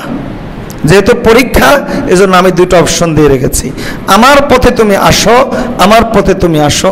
বান্দা আমি এতটাই সহজ করব, এতটাই সহজ করব, তুমি আসো 1 বিঘত, আমি সহজ করব 1 হাত। তুমি আসো 1 হাত, আমি সহজ করব 1 গজ। তুমি আসো আমার দিকে হেঁটে হেঁটে, আমি আসবো তোমার দিকে দৌড়ে দৌড়ে, সহজ করে দিব। আর যদি গুনার পথে চলি আল্লাহ সেটাও সহজ করে দিবেন। ইখতিয়ার আমাদের। আমাদের এই প্রথম পদক্ষেপ হিসাবে আমরা যেটা পাই সেটা, যে হাদিসটা আলোচনার শুরুতে দীর্ঘ হাদিস শুনিয়েছি, সে হাদিসে আমরা পাই নবীজি সাল্লাল্লাহু আলাইহি ওয়াসাল্লাম বলেন যে ওয়াবকা আলা খাতিআতিক, প্রথম পদক্ষেপ হলো এই ভুলে ভরা জীবন, ভুল গতিতে চলছে যে জীবন, ভুল পথে চলছে যে জীবন, সেই জীবনের ব্যাপারে আফসোস করো, কাঁদো। কোন জীবনের উপর আমি আছি? কাঁদো, কোন ভুলের উপর আমি আছি? এটা হলো তোমার প্রথম কাজ, যেটাকে তওবা বলা হয়। তওবার একটা বহিঃপ্রকাশ হলো চোখের পানি। কাঁদো, তুমি তোমার এই জিন্দেগির উপর কাঁদো, আফসোস করো কোন জীবনের উপর আমি আছি, কোন ভুলের উপর আমি আছি। ক্ষতিকে অর্জন করছে আমি লাভকে ছেড়ে দিয়ে, কত বড় ক্ষতিকে আমি নিয়ে বেছে নিচ্ছি, কত বড় লাভকে ছেড়ে দিয়ে, কত ভয়াবহ জাহান্নাম বেছে নিচ্ছি, কত বড় জান্নাত ছেড়ে দিয়ে। অনেকটা এরকম হয়ে গেছে যে আমি আল্লাহর সন্তুষ্টির মোকাবেলায় এই পেশাব পায়খানাগুলো গ্রহণ করে আছি। দেখবেন যারা ট্যানারির এলাকায় থাকে, আপনি যদি বলেন ভাই চামড়ার গন্ধ আসে, থাকেন কেমনে, তারা মনে মনে হাসবে, বলে কি, কারণ তার কাছে চামড়ার গন্ধটাই এখন সয়ে গেছে। গুনাহ এখন আমাদের কাছে গুনাহ লাগে না, নাফরমানি নাফরমানি মনে হয় না। নবীজি বলেছেন সাল্লাল্লাহু আলাইহি ওয়াসাল্লাম, ওই যে নাকের আগায় মাছি বসলে এভাবে সরিয়ে দিলাম, গুনাহটা আমাদের কাছে ঠিক নাথিং, নাথিং। গুনাহ আমাদের কাছে এখন নাথিং মনে হয়, অথচ এক একটা গুনাহ শুরু হয় তো খুব বিন্দু দিয়ে। এবার বিন্দু দিয়ে শুরু হয়, একটা আজকে করলাম, বিন্দুর সাথে যখন আরেকটা বিন্দু যোগ হয় বড় হয়, আরেকটা বিন্দু যোগ হয় বড় হয়, একসময় এটা সাগর হয়ে যায়, বাঁধ ভাঙ্গা জোয়ার হয়ে যায়। তখন এটাকে থামানোর মতো কোনো শক্তি থাকে না। শুরু তো হয় একটা সুতা দিয়ে, কিন্তু এই সুতাটাকে একটার সাথে একটা লাগলে, গতকালকে দেখেছি স্টিমার বেঁধেছে, রাতের 2টা-2:30 আমরা স্টিমারে ছিলাম, দেখলাম যে স্টিমার বেঁধেছে কি দিয়ে? রশি দিয়ে। তখন চিন্তা করলাম যে আমাদের গুনাহ তো এরকম, একটা রশির একটা দাগা দিয়ে শুরু হয়, একটার সাথে একটা লাগার পরে এরপরে স্টিমার পর্যন্ত বেঁধে ফেলতে পারে, ছেড়ে না। ঠিক তেমনি ভাবে আমাদের গুনাহগুলোর অবস্থা এমন হয়ে যাচ্ছে যে জাহান্নামকে আমাদের দিকে টেনে নিয়ে আসছে। আমরা এখন জাহান্নামের দিকে দৌড়াচ্ছি না, বরং জাহান্নামকে আমাদের দিকে দৌড়িয়ে নিয়ে আসছি, জাহান্নামকে আমাদের দিকে টেনে নিয়ে আসছি। এই হলো আমাদের অবস্থা। এই অবস্থার পরিবর্তনের জন্য আল্লাহর বান্দা প্রথমে তো বুঝতে হবে আমরা কোন ভয়াবহ অবস্থার উপর আছি। এটা বুঝতে হলে আমাদের প্রথম যে কাজটা সেটা হলো আমরা কাঁদতে হবে আল্লাহর কাছে। ওয়াবকা আলা খাতিয়াতিক, নবীজি বলেন নিজের এই লাইফ স্টাইলের ব্যাপারে আল্লাহর কাছে কাঁদো। আমার বাসায় এত বড় টেলিভিশন পড়ে আছে, আমার বাসায় এত পয়সা খরচ হয় গুনার জন্য, আমার জীবনে এত পয়সা খরচ হয় গুনার জন্য, আমার জীবনের এতটুকুলো সেকেন্ড, এতগুলো মিনিট, এতগুলো ঘন্টা, এতগুলো দিন আমার খরচ হয় গুনার জন্য। গুনাহ করে যে পরিমাণ আনন্দ পাই, কই নেক আমল করে সে আনন্দ তো পাই না। গুনাহ যে আগ্রহের সাথে, গুনাহ যে উত্তেজনার সাথে করি, কই নেক আমলের মধ্যে এরকম টান টান কোনো উত্তেজনা তো অনুভব করি না। গুনার আমরা ক্লাইম্যাক্সও আমরা আবিষ্কার করি, কই নেক আমলের তো কোনো ক্লাইম্যাক্স আমি আবিষ্কার করতে পারি নাই। কই গুনার পরিবেশে আসলে মনের অজান্তে হাতের তালি চলে আসে, মনের অজান্তেই আমার শরীরের মধ্যে নাচানা একটা নাচুনি ভাব চলে আসে, অন্তরের মধ্যে পুলক ভাব চলে আসে। আমার যখন নেক আমলের পরিবেশে আসি, কই আমার মনের অজান্তে এরকম পুলক তো অনুভব হয় না, এরকম আনন্দ তো অনুভব হয় না। গুনাহ যেভাবে খেয়ে পেট ভরে মজা পাই, উপভোগ করে, কই নেক আমল তো এভাবে পেট ভরে খাই না। গুনাহ একটা করলে এরপর তৃপ্তি হয় না, আরো নতুন নতুন স্টাইলের গুনাহ বের করি। কই নেক আমল একটা করলে আবার আরেকটা নেক আমলের অনুসন্ধান তো আমরা করি না। গুনার ব্যাপারে আমরা কখনো যথেষ্ট মনে করি না, বরং মনে করি যে আরো দরকার, আরো দরকার। কই নেক আমলের ব্যাপারে কখনো তো এরকম মনে করি না। দুনিয়া 1 টাকা কামাইলে মনে করে 2 টাকা দরকার, কই নেক আমল 1 টাকা কামাইলে 2টা মনে করা থাকা দরকার, এটা তো মনে করি না। কই আমি তো দুনিয়ার ব্যাপারে কত রকম প্ল্যান প্রোগ্রাম করি, এমন বাড়ি করব, এমন ঘর করব, আমার দরজা এমন হবে, আমার জানলা এমন হবে, আমার ফ্ল্যাটটা এমন হবে। কই আখিরাতের ব্যাপারে আমার ঘরটা কেমন হবে, এই চিন্তাটা আমি করি না। দুনিয়ার জন্য আমি তো বুকিং দেই, একটা ফ্ল্যাটের জন্য, একটা প্লটের জন্য কিস্তির ব্যবস্থা রেখেছি। আখিরাতে এরকম তো কোনো বুকিং দিতে পারি নাই, কিস্তি তো আখিরাতে পাঠাচ্ছি না। তাহলে আমার অবস্থাটা কি হবে? আমার এই গুণের উপর, আমার জীবনের এই গতির উপর ওয়াবকা আলা খাতিয়াতিক, আমাকে কাঁদা ছাড়া, আফসোস করা ছাড়া, আল্লাহর কাছে যার যার হওয়া ছাড়া দ্বিতীয় কোনো রাস্তা নাই। কাঁদতে হবে আমাকে আল্লাহর কাছে। আল্লাহ আমাদেরকে আল্লাহর কাছে কান্নার তৌফিক দান করুন, আল্লাহর কাছে আমাদের কান্নাকাটি করার তৌফিক দান করুন। রাসূলুল্লাহ সাল্লাল্লাহু আলাইহি ওয়াসাল্লাম বলেন, আমার আল্লাহ খুব দয়াবান, খুব দয়ালু আল্লাহ। আল্লাহর চাইতে দয়াবান আর কেউ নাই। যদি তুমি বান্দা আফসোস করে, নিজের ভুল স্বীকার করে লাইফস্টাইল পরিবর্তন করার চিন্তাটা করো, জীবনে একটা বড় ক্ষতি হয়ে গেলে মনের অজান্তে চোখের পানি আসে। ছেলে বকা দিল, বড় ছেলে, আপনি যদি ওই কাজটা না করতেন আজকে আমার একটা বাড়ি হতো, আজকে আমরা ঢাকা শহর বাড়ির মালিক হইতাম। ছেলের হাতটা ধরে ফেলি, কেঁদে দেই, বলি যে আহ ভুল আমার হয়ে গেছে। দুনিয়ার এই সামান্য তুচ্ছ জিনিস হারিয়ে ফেললে আফসোস করে কাঁদি, আমরা যে আখিরাতের মহাজগৎ হারিয়ে ফেলছি। আরে সবচাইতে বড় ব্যাপার হলো মালিককে তো হারিয়ে ফেলছি। সবচাইতে বড় ব্যাপার হলো আমার আল্লাহকে তো আমরা হারিয়ে ফেলছি, তিনি তো আমাদের থেকে ছুটে যাচ্ছে। কখনো এই ভুলের জন্য আমার কি আফসোস আসে না? কখনো কি কান্নাকাটি আসে না? নবীজি সাল্লাল্লাহু আলাইহি ওয়াসাল্লাম বলেন, ওয়াবকা আলা খাতিয়াতিক, ওয়াবকা আলা খাতিয়াতিক, তোমার এই ভুলের জন্য, তোমার এই লাইফ স্টাইলের জন্য আল্লাহর কাছে কাঁদো। যদি কাঁদো, যদি কাঁদো, তাহলে আল্লাহর দয়া কেমন এটা বোঝানোর জন্য আল্লাহ তোমার মাকে দুনিয়াতে দিয়ে রেখেছেন। মাকে দেখো আর আল্লাহর দয়া অনুমান করো। মায়ের দয়ার বহু তুলনা তুমি পেয়ে যাবা। দুনিয়াতে কোটি কোটি অগণিত অসংখ্য মা আছে, কিন্তু এই মা সন্তান যত বড় অপরাধ করুক না কেন, সন্তান যত বড় গুনাহ করুক না কেন, সন্তান যত বড় অন্যায় করুক না কেন, এই সন্তান যদি এসে মাকে বলে সরি, এরপরে যদি পাটা জড়িয়ে ধরে, এরপরে যদি একটু চোখের পানি ফেলে দেয়, মা রাগ ধরে রাখতে পারে না। সন্তানের মুখে হাতে মাথায় হাত বুলিয়ে দিয়ে মা তখন সন্তানকে বুকে টেনে নেয়। ও আল্লাহর বান্দা, মা গাররাকা বিরাব্বিকাল কারীম, তোমার রব এর চাইতে বেশি দয়াবান। তোমার রবকে তুমি কেমনে ভুলে গেলা? তোমার রবকে তুমি কেমনে ভুলে গেলা? তোমার কাজ হলো আল্লাহর কাছে একটু চোখের পানি দিয়ে দেওয়া। ওগো আল্লাহ সরি, ভুল হয়ে গেছে, জীবনের গতি আমাকে পাল্টাতে হবে। ও আল্লাহ সরি।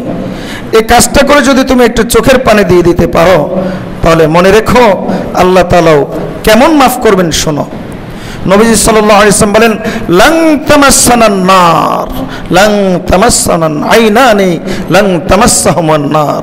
দুইটা চোখ এমন আছে, দুইটা চোখ এমন আছে যে দুইটা চোখে কখনো জাহান্নামের আগুন স্পর্শ করবে না। নবীজি বলেন, কিছুতেই জাহান্নামের আগুন স্পর্শ করবে না। বান্দা, তুমি কত বড় অপরাধ করলা এটা বড় বিষয় নয়, বান্দা তুমি কত বড় অপরাধী আল্লাহর কাছে সাজলা এটা হলো বড় বিষয়। নিজেকে কত বড় অপরাধী হিসেবে আল্লাহর কাছে স্বীকার করে নিলা এটা হলো বড় বিষয়। তোমার গুনাহ কি পরিমাণ এটা বড় বিষয় নয়, বড় বিষয় হলো তুমি নিজের গুনাহ আল্লাহর কাছে কি পরিমাণ স্বীকার করেছো এটা হলো বড় বিষয়। গুনাহগুলো স্বীকার করে নিয়ে যদি তুমি একটু চোখের পানি ফেলে দিতে পারো, তোমার সব গুনাহ মাফ, লাইফ স্টাইল মাফ, সব তোমার শেষ। আমি আল্লাহ তোমাকে কিছুতেই জাহান্নামের আগুন দেব না। লাং তামাসসাহুন নার, কিছুতেই এই দুই চোখ জাহান্নামের আগুন স্পর্শ করবে না। কোন দুই চোখ? আইনুন বাকাত মিন খাশিয়াতিল্লাহ, যে চোখ আল্লাহর ভয়ে কেঁদেছে, আল্লাহর ভয়ে কেঁদেছে, নিজের অপরাধের কথা স্বীকার করে কেঁদেছে। ওয়া আইনুন গাদ্দাত আন মাহারিমিল্লাহ, এবং যেই চোখ আল্লাহর কাছে এই মর্মে সে আল্লাহর কাছে কমিটমেন্ট করেছে, হে আল্লাহ যত জায়গা আপনি নিষেধ করেছেন তত জায়গা আমি চোখ দিব না।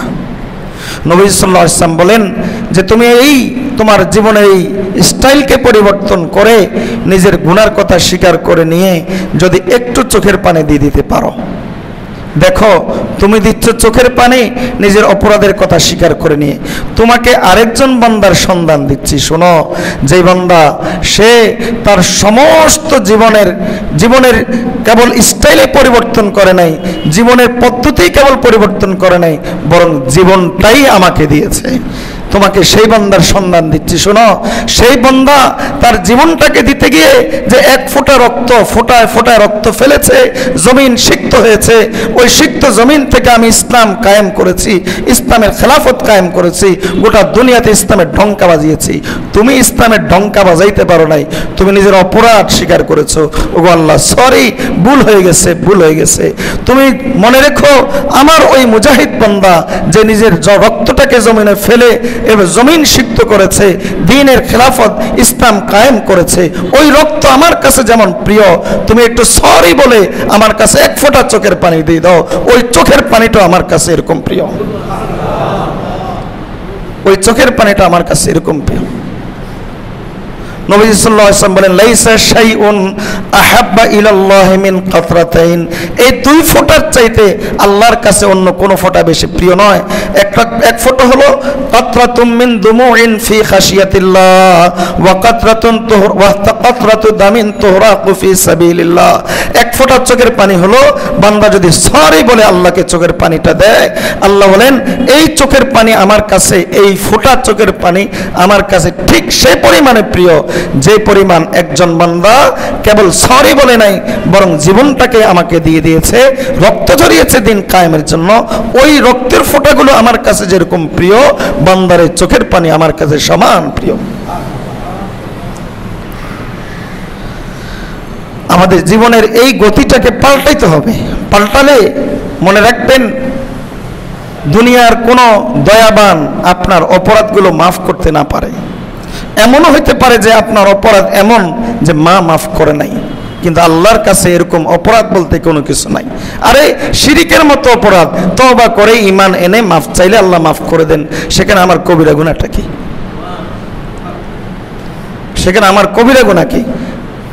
এজন্য দেখার বিষয় এটা নয় যে গুনাহ আমার কি পরিমাণ, দেখার বিষয় হলো আমি আল্লাহর কাছে মাপ চাইলাম কি পরিমাণ।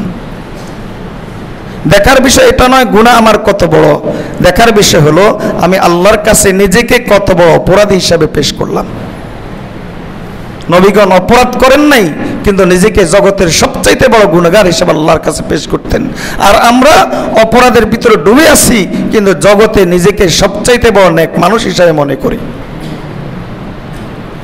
রাসূলুল্লাহ সাল্লাল্লাহু আলাইহি ওয়াসাল্লাম বলেন, বান্দা শুনো, এই চোখের পানির দাম আমার কাছে এমন, তোমার এই লাইফ স্টাইলের কারণে তোমার আফসোস যদি এরকম হয় যে শুধু এক ফোঁটা চোখের পানি নয়, বরং এই তোমার অবস্থাটা এরকম হয়েছে যে তুমি তোমার জীবনের উপর আফসোস করে করে তুমি তোমার চোখের পানিকে এমন ঝরিয়েছ যেমন ঝরিয়েছেন রাবেয়া বসরি রহমতুল্লাহ আলাইহি। আর এক করাচির হযরত রাহিমাহুল্লাহ, হযরতে হাকিম আখতার সাহেব রাহিমাহুল্লাহ, হযরতকে তো এরকম দেখা গেছে যে এই চোখের এই দুই জায়গাতে, এই কোঠার ভিতর দিয়ে এখান দিয়ে এভাবে ক্ষত হয়ে থাকতো, সব সময় এই জায়গায় ক্ষত হয়ে থাকতো। আমাদের উজানির হযরত রাহিমাহুল্লাহ, ওনাকেও এরকম দেখছি আমরা যে এই দুঃখের চোখের এই জায়গাগুলো এরকম ক্ষত হয়ে আছে। কেন? এই পরিমাণ আল্লাহর কাছে কাঁদতেন, এই পরিমাণ আল্লাহর কাছে কাঁদতেন। ও আল্লাহর বান্দা, যাদের রাতে তাহাজ্জুদ আছে, জীবনে গুনাহ নাই, উঠতে বসতে কোরআন মজিদ, উঠতে বসতে জিকির, 24 ঘন্টা সুন্নতের উপর সবসময় আল্লাহ রেজামন্দির চিন্তা, এরপরও তাদের রোনাজার এই পরিমাণ ছিল যে চোখের মধ্যে ক্ষত পড়ে গেছে, চোখের মধ্যে ক্ষত পড়ে গেছে। নবী সাল্লাল্লাহু আলাইহি ওয়াসাল্লাম বলেন, বান্দা যদি তোমার রোনাজানে এরকম হয় যে তোমার চোখের মধ্যে যদি ক্ষত পড়ে যায়, তাহলে আমি আল্লাহর ঘোষণা শোনো, লাম ইউআযিবহু ইয়াউমাল কিয়ামা, আমার নবীর মুখে তোমাকে ঘোষণা শোনাচ্ছি যে আমি আল্লাহ তোমাকে কোনো অবস্থাতেই কিয়ামতের ময়দানে শাস্তি দিব না, বরং আমি তখন তোমাকে আমার আরশের নিচে ছায়া দিয়ে দেব। আমার নবীর মুখে ঘোষণা শুনে নাও, ওয়া আইনুন বাকাত মিন খাশিয়াতিল্লাহ ওয়া আইনুন গাযযাত আন মাহারিমিল্লাহ। এবং রাসূলুল্লাহ সাল্লাল্লাহু আলাইহি ওয়াসাল্লাম বলেছেন যে চোখ আল্লাহর ভয়ে কাঁদে, ওয়া যাকারাল্লাহ খালিয়ান ফাফাদাত আইনা, নির্জনে আল্লাহর ভয়ে আল্লাহর মহব্বতে নিজের অপরাধের কথা স্বীকার করে যে চোখ পানি দেয়, ওই চোখওয়ালা আমার আরশের নিচে কাল কিয়ামতের ময়দানে ছায়া পেয়ে যাবে। এমন একটা চোখ বানাই। স্ক্রিনের মজা তো বহু নিয়েছেন, কান্নার মজাটা একটু নেন না। মোবাইলের সাথে বহু বন্ধুত্ব করেছেন, স্মার্টফোনের সাথে বহু বন্ধুত্ব করেছেন, কারণ আমাদের ফার্স্ট কাজিন এবং বেস্ট ফ্রেন্ড হলো মোবাইল। আল্লাহকে একটু বেস্ট ফ্রেন্ড বানিয়ে দেখেন না। নির্জনতার মজা গুনাহ নিয়ে তো বহু নিয়েছি, একটু নেক আমলের সাথে আল্লাহর সাথে কান্নাকাটি করে নির্জনতার মজাটা কি সেটা একটু নিয়ে দেখেন না। দেখেন না আল্লাহ সেটা কিভাবে মূল্যায়ন করেন। রাসূলুল্লাহ সাল্লাল্লাহু আলাইহি ওয়াসাল্লাম বলেন, বান্দা তুমি যদি তোমার এই অপরাধগুলোর কথা স্বীকার করে নিয়ে এরপরে তুমি আমার কাছে কাঁদো, এবং তোমার ওই কান্নার কারণে যদি তোমার জমিন বিক্ষিপ্ত হয়, জমিন ভিজে যায়, তাহলে শুনে নাও আমি আল্লাহ কিয়ামতের দিন তোমাকে বেইজ্জতির চেহারা, লাঞ্ছিত হওয়ার চেহারা দেখাবো না, বরং আমি আল্লাহ তোমাকে এমন এক চেহারা দান করব, এমন একটা চেহারা দান করব যে তুমি আমার দিকে, আমার দিদার নিয়ে আমার দিকে তাকিয়ে থাকবা আর হাসতে থাকবা। তুমি দাহিকাতুম মুস্তাবশিরা, সুসংবাদ শুনবা আর হাসতে থাকবা, সুসংবাদ শুনবা আর হাসতে থাকবা। নবীজি সাল্লাল্লাহু আলাইহি ওয়াসাল্লাম বলেন, ফাইন ফাজাত আলা খাদ্দিহি লাম ইয়ারহাক ওয়াজহাহু কাতরাতুন ওয়ালা জিল্লাতুন, যদি তার গাল বেয়ে এভাবে চোখের পানি পড়ে তাহলে ওই গাল কখনো কিয়ামতের ময়দানে ক্লান্ত, শান্ত, লাঞ্ছিত হবে না। আল্লাহ আমাদেরকে তৌফিক দান করুন। বলেন তো, আমরা যদি আমাদের এই জীবনের স্টাইল পরিবর্তন করে আল্লাহকে সরি বলি, তাহলে আল্লাহ কি এই সরি ফেলে দিবেন না শোনার জন্য প্রস্তুত আছেন? বান্দা, নবীজি সাল্লাল্লাহু আলাইহি ওয়াসাল্লাম বলেন, আল্লাহ তাআলা বলেন, বান্দা, একজন লোক মরুভূমির প্রান্তরের মধ্যে এরপরে উটটাকে হারিয়ে ফেলে নিঃস্ব হয়ে গিয়ে এরপরে সাহারা মরুভূমির ভিতরে সে পড়ে থাকলো। সে দেখলো যে আমার বাঁচার কোনো রাস্তা নাই, চারিদিকে ধুধু মরুভূমি, ক্লান্ত শান্ত হয়ে গেল। একদিকে একবার এদিকে দৌড়ালো, আরেকবার ওদিকে দৌড়ালো, আরেকবার ওদিকে দৌড়ালো, উটটাকে সে খুঁজে পেল না। নিশ্চিত ধরে নিয়েছে এই লোকটা আমি মারা যাব। সে ধরে নিয়েছে এটা যে আমি মারা যাব, বাঁচার কোনো রাস্তা নাই। এরপরে ক্লান্ত শান্ত হয়ে সে এক জায়গায় শুলো, ঘুম চলে আসলো ক্লান্তির কারণে। ঘুম থেকে উঠে দেখে তার উটটা সমস্ত মাল সামানা নিয়ে দাঁড়িয়ে আছে। সে এই পরিমাণ খুশি হলো, এই পরিমাণ খুশি হলো, খুশির আতিশয্যতার কারণে তার কথাগুলো গোল পাকিয়ে গেল। সে আল্লাহকে বলল, ওগো আল্লাহ, আপনি আমার গোলাম, আমি আপনার রব। আসলে সে বলতে চেয়েছিল, ওগো আল্লাহ, আপনি আমার রব, আমি আপনার গোলাম। নবী সাল্লাল্লাহু আলাইহি ওয়াসাল্লাম বলেন, এই বান্দা কি পরিমাণ খুশি হয়। বান্দা, তুমি তোমার স্টাইলটাকে পরিবর্তন করো, ভুলের উপর কাঁদো, আমার কাছে আসো, তওবা করো, আমি আল্লাহ এর চাইতে বেশি খুশি হই, আমি আল্লাহ এর চাইতে বেশি খুশি। আল্লাহ আমাদেরকে তওবার জিন্দেগি ইখতিয়ার করার তৌফিক দান করুন। নবী সাল্লাল্লাহু আলাইহি ওয়াসাল্লাম বলেন, কোন মজলিসে বসে, কোন নেক মজলিসে বসে সে তার জীবন সম্পর্কে যখন বুঝলো, জীবনের অবস্থা সম্পর্কে যখন টের পাওয়ার পরে সে ওখানে বসে কান্না শুরু করে দিল। নবী সাল্লাল্লাহু আলাইহি ওয়াসাল্লাম বলেন, লাউ আন্না আবদান বাকা ফি উম্মাতিন মিনাল উমামি লা আনজাল্লাহু বিবকাই যালিকাল আবদিলকাল উম্মাতা মিনান নার। ওই মজলিসে বসে যদি সে চোখের পানিটা ফেলে দেয় তাহলে আল্লাহ তাআলা ওর উসিলায় অন্যদেরকেও মাফ করে দেন। আল্লাহ তো মাফ করে দেন, এরপরে আমার রাস্তাটা কি মাফের রাস্তায় চলবে না আবার নতুন নাফরমানির রাস্তায় চলবে? নতুন করে আমরা কোন রাস্তাটা, আমরা কোন ইতিহাসটা আমরা সৃষ্টি করব? জান্নাতে যাওয়ার ইতিহাস না জাহান্নামে যাওয়ার ইতিহাস? মসজিদ থেকে বের হয়ে কি আল্লাহর দিকে যাবেন, না মসজিদ থেকে বের হয়ে মন্দিরের দিকে যাবেন আর গির্জার দিকে যাবেন? এটা আপনার ব্যাপার, আপনার ব্যাপার। রাসূলুল্লাহ সাল্লাল্লাহু আলাইহি ওয়াসাল্লাম বলেন, ওয়ামা মিন আমালিন ইল্লা লাহু ওয়াজনুন ওয়া সাওয়াবুন ইল্লা দামআতা ফাইন্নাহা তুতফিউ বুহুরাম মিনান নার।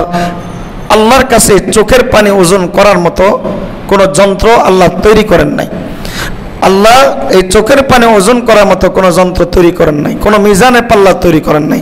নবী সাল্লাল্লাহু আলাইহি ওয়াসাল্লাম বলেন, এই চোখের পানির তো কাজ একটাই, সেটা হলো এই যে জীবনের গতি জাহান্নামের দিকে গিয়েছিল, জাহান্নাম একের পর এক জাহান্নামের উপত্যকা সে খরিদ করেছে। বিচ্ছুর যাও উপত্যকা, সাপের উপত্যকা, আগুনের উপত্যকা, একের পর এলাকা সে যে জাহান্নাম খরিদ করেছে। এই এক ফোঁটা চোখের পানি দিলে এই সব উপত্যকাগুলোকে একসাথে বেনিশ করে দেবে। কাজেই আমাদের প্রথম পদক্ষেপ হলো আল্লাহর কাছে কাঁদা। প্রথম পদক্ষেপ হলো আল্লাহর কাছে কাঁদা। জীবনের গতি পাল্টাইতে হবে, এই গতিতে আমাদের চলা যাবে না। আল্লাহ যে কথাগুলো বলেছি আমাদের সকলকে সেই কথাগুলোর উপর আমল করার তৌফিক দান করুন। বনি ইসরাইলের যে চিন্তা চেতনা সেটাকে পরিবর্তন করে আমাদেরকে আল্লাহমুখী হয়ে যাওয়ার তৌফিক দান করুন। ধ্বংসের পথ ছেড়ে দিয়ে আল্লাহ আমাদেরকে কল্যাণের পথ, আল্লাহকে পাওয়ার পথ বেছে নেওয়ার তৌফিক দান করুন। ওয়া আখিরু দাওয়ানা আনিল হামদুলিল্লাহি রাব্বিল আলামিন। জিকির হবে, দোয়া হবে। যারা সব গুজারিতে থাকবেন ইনশাল্লাহ যে যেখানে পারেন থাকবেন। রাতের বেলা আমাদের আমল আছে 3:45 থেকে ইনশাল্লাহ তাহাজ্জুদের আমল। এরপরে এখন তো 10টা বেজে গেছে, ইনশাল্লাহ 12টা থেকে 12:30 পর্যন্ত ইনশাল্লাহ মোরাকাবা হবে। মোরাকাবার পরে কেউ যদি আরাম করতে চান আরাম করতে পারবেন, আর কারো যদি কোনো ইসলাহি কথাবার্তা থাকে আমার সাথে তাহলে বলতে পারবেন ইনশাল্লাহ 3:45 পর্যন্ত। 3:45 বাজে ইনশাল্লাহ তাহাজ্জুদের আমল। এরপরে ইনশাল্লাহ 4টা থেকে জিকির দোয়া মোরাকাবার আমল। এরপরে ফজর আজান হয়ে গেলে ফজর আজানের পর ফজর নামাজের আগ পর্যন্ত আমাদের দৈনন্দিন যে সমস্ত সবক আছে, সিলসিলা যে সবকগুলো আছে সেগুলো আমরা আদায় করব। দৈনন্দিন জিকির আজকার মাসনুন দোয়া বা অন্যান্য সবক আসবাক থাকলে সেগুলো আদায় করব। ফজরের পরে ফজর নামাজ পড়ে ইনশাল্লাহ এখান থেকে যাব, আল্লাহ যদি তৌফিক দান করেন। ওয়া আখিরু দাওয়ানা আলহামদুলিল্লাহি রাব্বিল আলামিন।